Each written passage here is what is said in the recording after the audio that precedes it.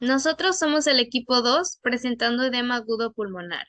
El equipo está conformado por Florisela Cortés Pesina y Mariana Rebeca Alfaro Blanco. Introducción. El edema de pulmón es una insuficiencia ventricular izquierda aguda y grave asociada con hipertensión venosa pulmonar y acumulación de líquido en los alveolos. Las manifestaciones clínicas son disnea grave, sudoración, sibilancias y en ocasiones esputo espumoso teñido de sangre. El diagnóstico se basa en el cuadro clínico y hallazgos en la radiografía de tórax. El edema pulmonar es una causa frecuente de insuficiencia respiratoria aguda, ya que conduce a alteraciones de la relación ventilación-perfusión, fundamentalmente efectos shunt, que condicionan el deterioro del intercambio gaseoso de la mecánica pulmonar. Estas alteraciones alcanzan relevancia clínica cuando la cantidad de agua pulmonar aumenta el doble de la normal, por lo que, como en otras áreas del organismo, existe una reserva fisiológica que permite la adaptación a ciertas variaciones.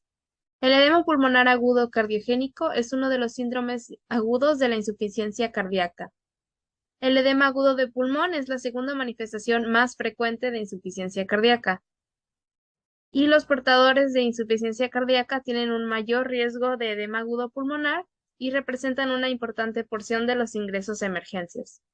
Con frecuencia puede ocurrir edema agudo pulmonar en ausencia de enfermedad cardíaca, incluida la sobrecarga primaria del líquido, hipertensión severa, estenosis de la arteria renal y enfermedad renal grave. Fisiopatología.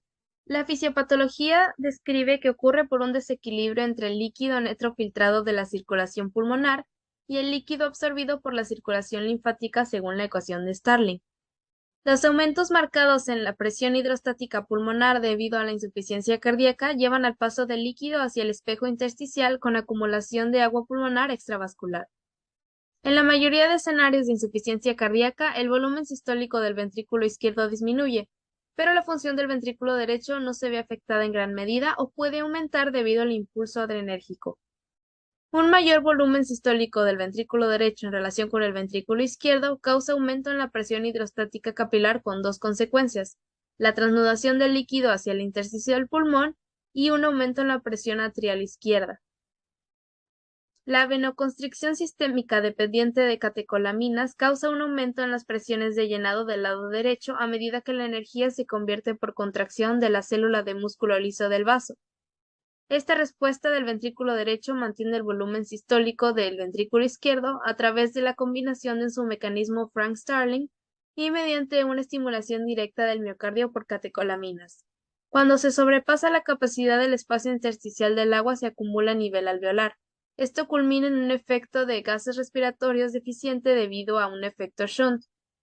Zonas pulmonares perfundidas que se encuentran completamente ocupadas por líquido de manera que no ocurre oxigenación de sangre. El resultado final es dificultad respiratoria y necesidad de ventilación mecánica. En algunos pacientes el cuadro se ve empeorado por la retención de líquidos por mecanismos compensatorios crónicos como la reabsorción renal, que hacen que haya una alta presión en la circulación pulmonar por un mayor volumen intravascular. Los pacientes consultan por disnea extrema, agitación y ansiedad asociadas con una sensación de asfixia. Con frecuencia también presentan tos productiva asociada con esputo teñido de sangre, palidez, cianosis y sudoración abundante. Algunos pacientes expulsan espuma por la boca. La hemoptisis franca es inusual.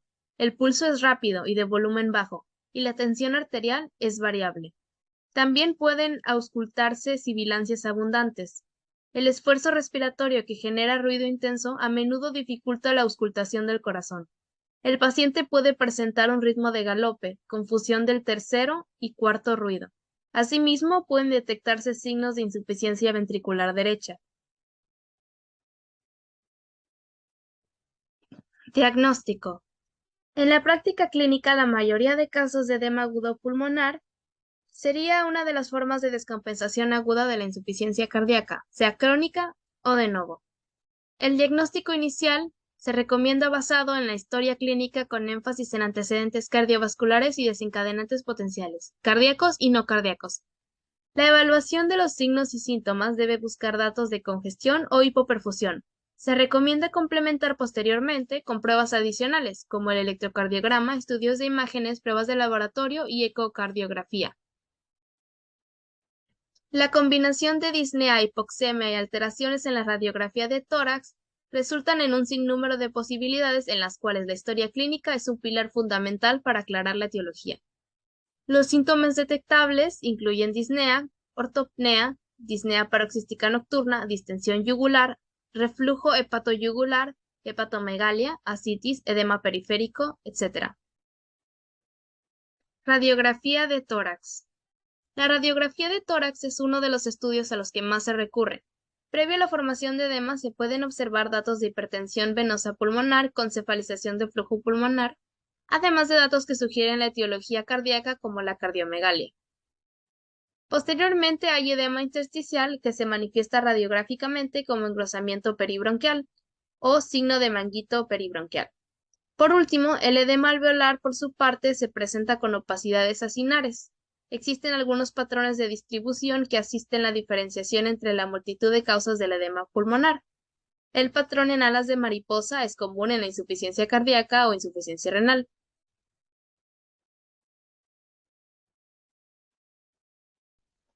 El ultrasonido o ecografía de tórax tiene también una gran utilidad.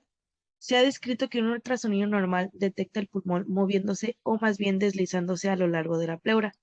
Este deslizamiento se ve afectado cuando hay adherencias inflamatorias y casi no se ve afectado en el edema agudo pulmonar. En el edema agudo pulmonar se pueden observar la presencia de líneas en B, las cuales presentan unos tabiques. Estas líneas B se cuantifican sistemáticamente al dividir el tórax en porciones.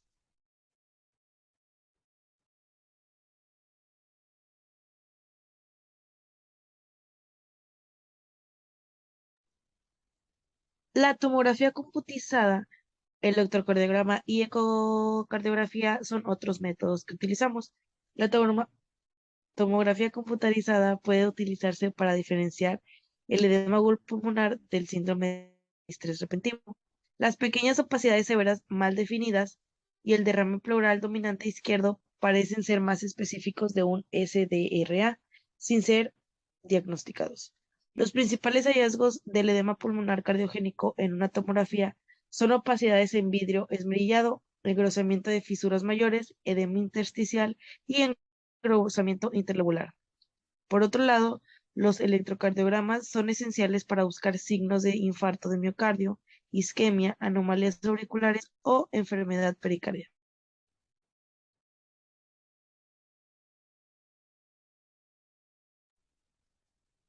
Como último signo de medición tenemos los marcadores.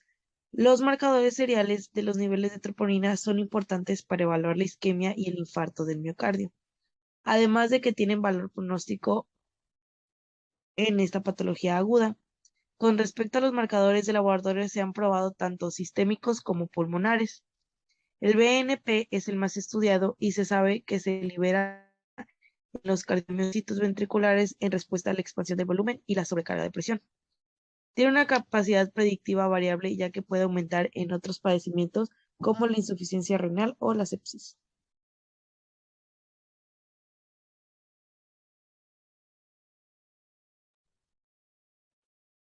El edema agudo pulmonar, al tratarse comúnmente de una descompensación aguda, debe abordarse teniendo en cuenta distintos aspectos de la enfermedad crónica. Los objetivos del tratamiento incluyen mejora de los síntomas, especialmente la congestión, que va a ser reduciendo el exceso de volumen extravascular, y los síntomas de bajo gasto. También restaurar la oxigenación normal, optimizar el estado del volumen y presión arterial para asegurar una adecuada perfusión de los órganos. Identificar la etiología o factores precipitantes de la descomposición va a ser uno de los factores importantes.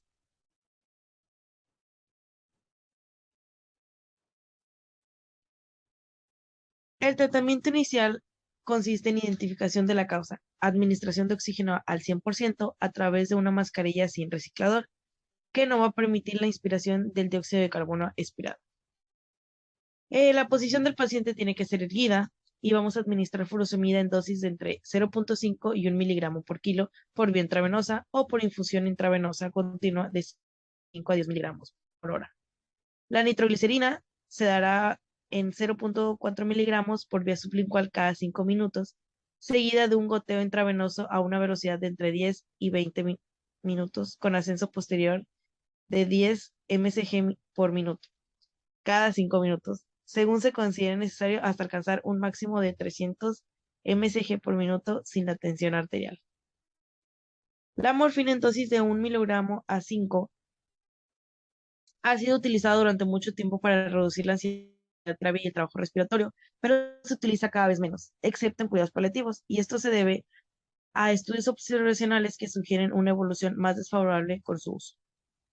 El tratamiento adicional específico depende de cada etiología. En pacientes con infarto agudo de miocardio o síndrome coronario agudo se debe iniciar la trombolisis o angioplastia coronaria por vía percutánea directa con colocación de prótesis endovascular o sin ella. En presencia de hipertensión arterial grave, debe usarse un vasodilatador por vía intravenosa. Y en pacientes con taquicardia supraventricular o ventricular, debe usarse cardioversión con corriente directa. Para la fibrilación auricular rápida, se prefiere la cardioversión. Y para disminuir la frecuencia ventricular, debe administrarse un beta bloqueante, como digoxina o un beta bloqueante de los canales de calcio por vía intravenosa.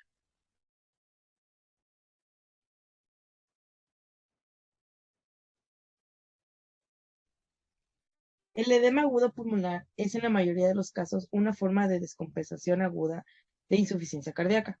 Ocurre por un desequilibrio entre el líquido netrofiltrado de la circulación pulmonar y el líquido absorbido en la circulación linfática, ya que el líquido intravascular sale al intersticio y posteriormente a los alvéolos por la presión hidrostática pulmonar aumentada. El diagnóstico se basa en la historia clínica y la evaluación de los signos y síntomas de congestión pulmonar, como la apnea y los crépitos pulmonares. Se puede recurrir a pruebas adicionales como electrocardiograma, estudios de imágenes, pruebas de laboratorio y ecocardiografía. Esto va a permitir descartar causas alternativas e identificar cuadros potencialmente mortales que se encuentran precipitando la descompensación. Ninguno de los estudios anteriores es estándar de oro para el diagnóstico. El médico debe decidir cuáles tienen utilidad. Se debe colocar al paciente en posición sentada y obtener un acceso venoso que permita el uso temprano de diuréticos. Los vasodilatadores se pueden agregar en pacientes con presión arterial normal o alta, pues coayudan en la mejora de la disnea. Sin embargo, no son de uso rutinario. En los pacientes con saturación de oxígeno menor a 92 se debe iniciar oxigenoterapia. Si no hay mejoría de la desaturación y de la dificultad respiratoria, se debe considerar la BMNI o el uso de CPAP, mientras no haya contraindicaciones ni criterios de intubación.